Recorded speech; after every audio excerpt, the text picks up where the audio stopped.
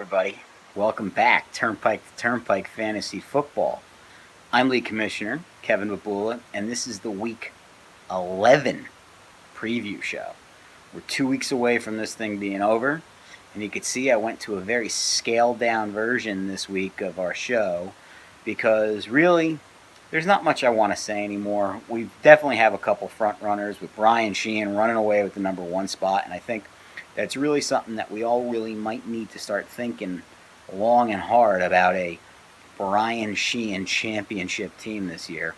That's really a scary thought. Greg's still around in there. We still have a chance that the Snoozy Loafs could get in there and win it. Of course, Paper Tiger, you can never go to sleep on them. Bobby Crane took a loss this week. Really, that's all I really want to talk about this week, folks. There's really not much else to talk about. Oh, I do want to say this. Nice win for you. Jeff Araya has a Golden Bomb winning by 1 point this past week. You needed literally a fumble by A.J. Green in the final minute in his matchup Monday night in order for you to secure a 1 point victory. If that score holds up by the time this video posts, you know in the past we've had issues with that before. Also, I wanted to wish John Moore a happy victory and happy birthday. He turned 52 last week, right, John? Yeah, his birthday was last week, and I wanted to call that out and wish you a happy birthday, a nice win over the defending champion this past week. But really, guys, what I want to talk about isn't so much Sheehan's excellence in this past week or anything. I just want to talk about the fact that Bob Crane scored 141 points this past week and lost by 40. This is after a week of him irritating the crap out of me, sending me congratulatory texts, congratulating me on my win, on how I'm going to beat him this week. And you know what? The little prophet. He's a little prophet. I used other terms to describe him as little other things. But most of you know what it's like to deal with him on a week in, week out basis. Especially the week you're playing him. He just kind of, he just picks and picks and picks and picks. Well, this past week he was picking again, and he got squashed, like Sheehan said, like a roach. He got absolutely squashed. And it felt good.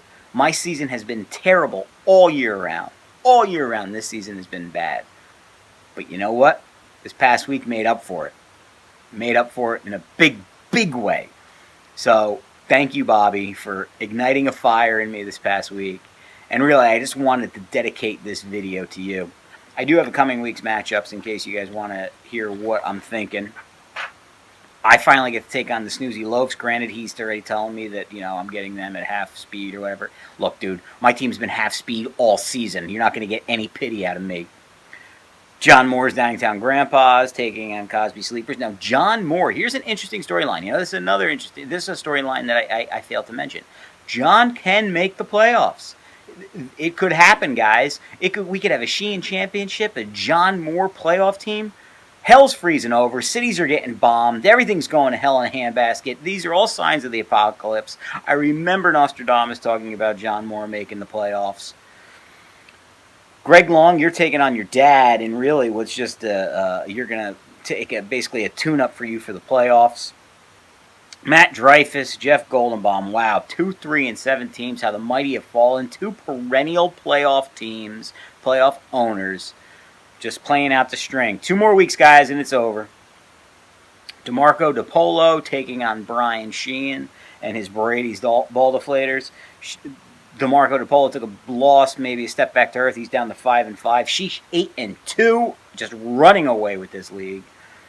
And then we've got little Bobby Crane taking on Julius Jones. No, I'm sorry. Bobby Crane's team is Julius Jones. He's taking on Paper Tiger this coming week. And Jeff Saminsky's team. Really a move that I haven't talked too much about this year, and that is the raping that he did of Rob Giannone. No, I'm kidding. It was a fair trade. A.J. Green and Carlos Hyde, fair trade. Good for you, Jeff. But his team all of a sudden, with Odell Beckham Jr. and Rob Gronkowski coming on, look out, guys. That team can get hot. The only problem is he's had Peyton Manning this whole time. Maybe it's not a problem anymore because now he's just going to have to go with Mariota. All right, guys. I just wanted to say again, I am so happy. Look, you can't fake this happiness. I am so happy I beat you, Bob. It was just so gratifying, so gratifying. With those scrubs, Jeremy Langford. What's a Jeremy Langford? Matt Jones.